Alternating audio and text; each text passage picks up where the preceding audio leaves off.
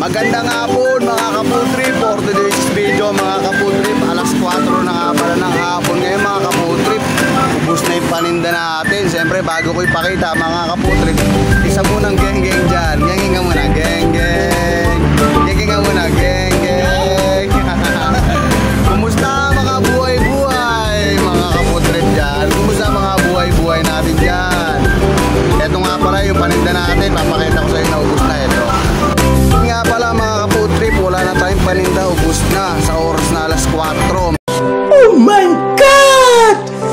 Wow! Mga kaputrip, dahil nga nasabik yung mga suki natin, ayun na lang mga kaputrip. Eto na lang natira mga kaputrip, yung suka natin kasi nasarapan sila dyan. Hinahanap-hanap nila yung suka natin, kaya naubos yung paninda natin dyan. Ano ang sa inyo? Natamimi kayo, ano? Mga kaputrip, alas 4 pa lang yan mga kaputrip ha. Alas 4 ng hapon, wala na tayong paninda. Siyempre, uuwi na tayo dyan mga kaputrip. Napakalinis niya no, walang tira mga kaputrip. Ayan yan mga kaputrip oh.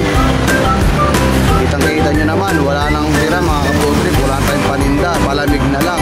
Ito nga pala yung kasama ko mga kaputrip, si Buko. Hindi pa gaano nabibilan, gawa ng malamig ang panahon.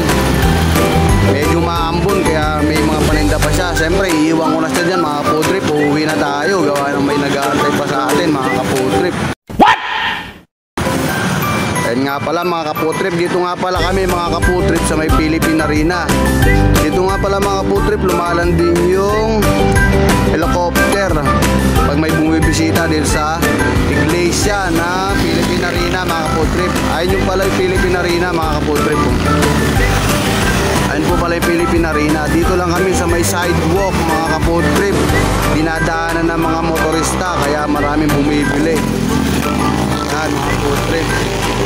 Wala tayong paninda mga kaputrip. Uwi na tayo siyempre. Lamang mga kaputrip.